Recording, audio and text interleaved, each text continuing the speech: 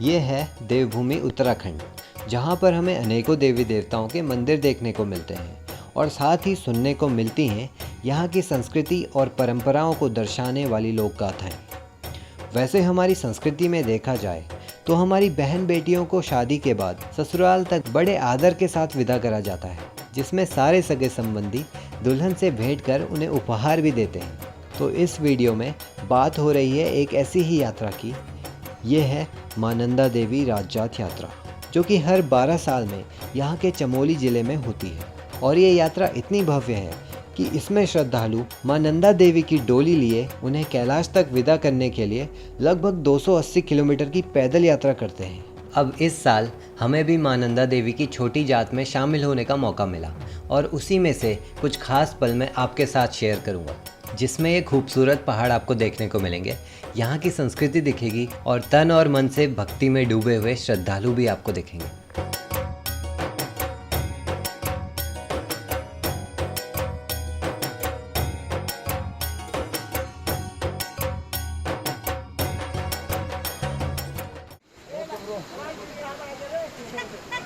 चलो हाथी।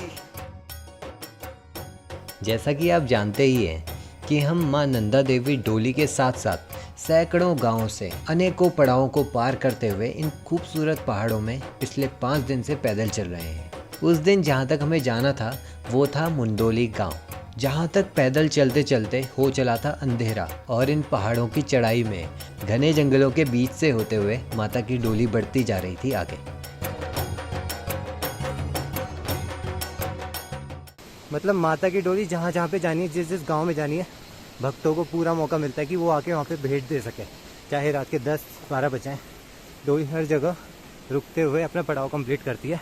और इस वक्त हमें अंधेरा हो चुका है, अंधेरे में सब लोग लगे हैं डोली लेके ट्रैकिंग करते हुए। तो आपको दिखाता हूँ कैसे वहाँ पे लोग हमारे इंतज़ार में होंगे डोली को अपनी जगह पे वेलकम करने के लिए। तो पिछले गाँवों की तरह ही यहाँ पर भी माता की डोली के इंतज़ार में सैकड़ों गांव वाले बैठे हुए थे। अब देखने लायक बात तो ये भी है कि जैसे जैसे माता की डोली आगे बढ़ रही है ना, वैसे वैसे भक्तों का जोश और भी बढ़ता जा रहा है। साथ ही दूसरे गांवों और जिलों से और सारे भक्त जुड़ते ही जा रहे हैं।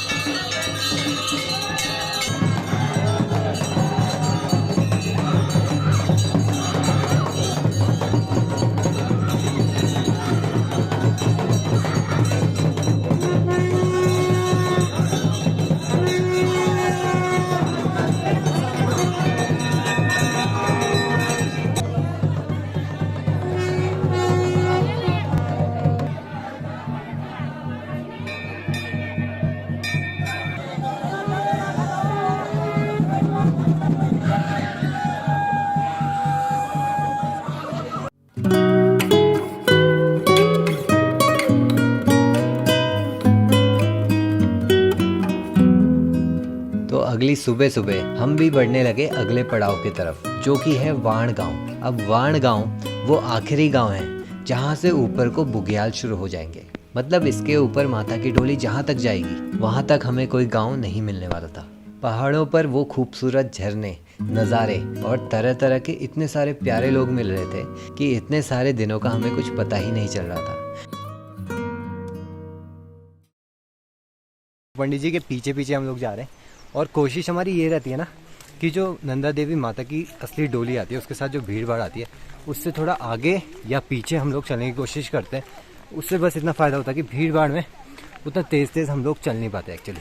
वेल, पीछे आप पहुँचो लटका हुआ देख रहे होगे raincoat.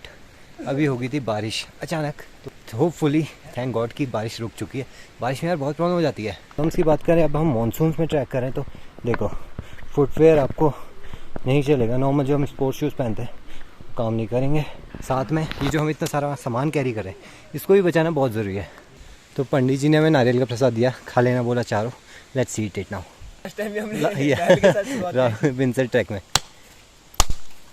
And again this beautiful view. ऐसे ऐसे व्यूज़ यहाँ पे सामने आ रहे हैं, देखो आप। अमेजिंग।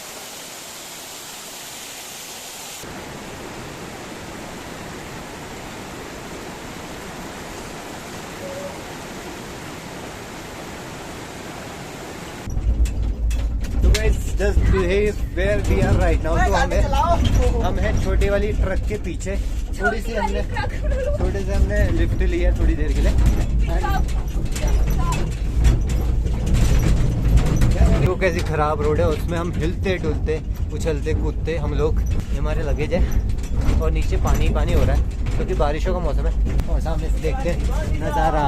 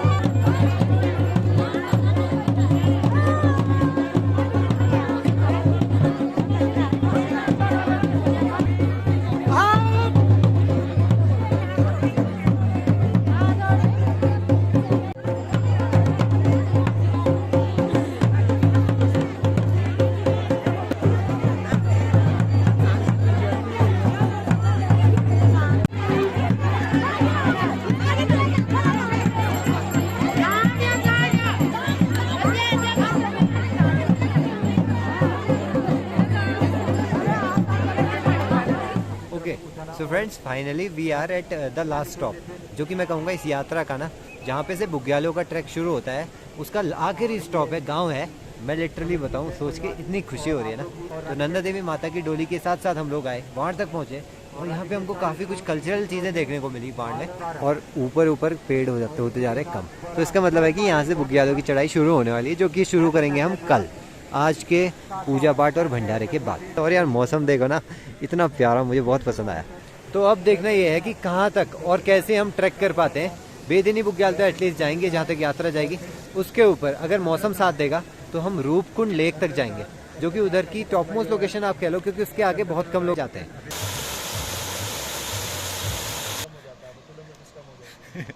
भाई कैसा लगा इंक्लाइन? ये शॉर्टकट लेना हमें शायद भारी पड़ गया।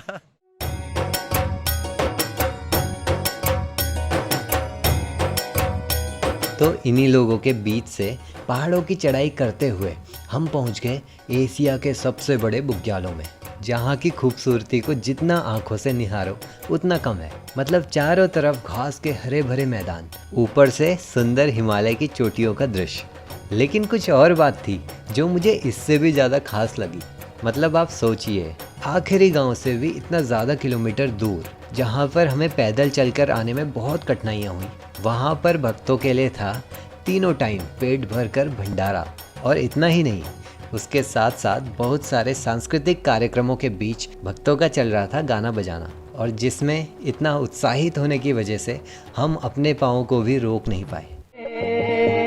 जय भोले बाबा जी, शिव सन्यासी जी, शमशान वासी जी, वो तो नगर माँ। जय भोले बाबा जी, शिव सन्यासी जी, शमशान वासी जी, वो तो नगर माँ। जय भोले जय भोले जय भोले जय भोले जय भोले।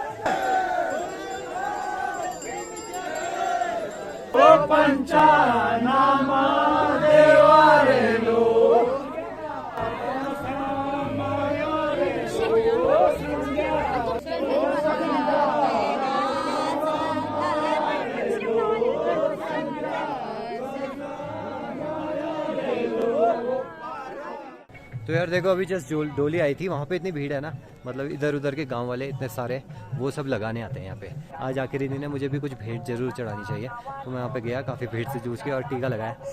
यार तो अब बारी है वेदनी कुंड में नहाने की। अच्छा यहाँ पे बोलते हैं कि जो वेदनी बुग्याल में ये यात्रा में आता है ना, उसे वेदनी कुंड में नहाए तो बहुत ही अच्छा रहता है। अब ज़रूरी तो नहीं कहूँगा क्योंकि सब लोग नहीं नहा पाते ऐसे ठंड में, लेकिन बहुत अच्छा रहता है, ऐसे कहते हैं। वो होली वाटर माना जाता है इधर वेदनी कुंड का।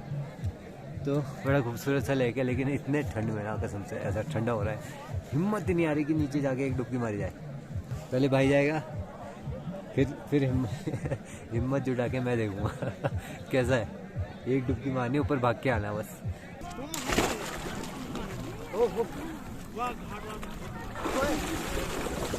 कैसा लग रहा है? मम्मी भैया मतलब कभी ऐसे नहीं रहे, पैर में लग गया, पैर गायब हो गए सच्ची। भैया एक्सपीरियंस बताओ अपना। भाई बहुत ठंडा है लेकिन मजा आ रहा है। मजा आ गया, होली वाटर है। तो इसी वेदनी कुंड और माता के मंदिर में पूजा पाठ करे के बाद अगले कुछ और दिनों तक ये यात्रा आगे चलती रहती है, जिसके बाद माता के नैनीहाल कहे जाने वाले देवराड़ा में जाकर इस लोकजात यात्रा का समापन होता है। लेकिन हम लोगों की ये यात्रा माता की डोली के साथ यहीं तक थी। मतलब सच में बड़े खुशकिस्मत हैं हम, जो हमें ये सारे अनुभव करने का मौका मिला। और तहे दिल से धन्यवाद है उन लोगों का जिन्होंने हमारी इस सांस्कृतिक यात्रा को सफल बनाया है। तो दोस्तों, आशा है कि हमारे साथ साथ मां नंदा देवी की इस लोकजात यात्रा के कुछ अनुभव आपने भी लिए होंगे। अगर ये वीडियोस आपको पसंद आई हैं तो इसे एक लाइक और अपने दोस्तों के साथ शेयर भी ज़रूर कीजिएगा। और ऐसी ही और वीडियोस देखने के लिए हिल्स टू हाइक को सब्सक्राइब भी ज़रूर करना। तो चलो फिर मिलता हूँ आपसे आने वाली वीडियोज़ में। जय माता दी।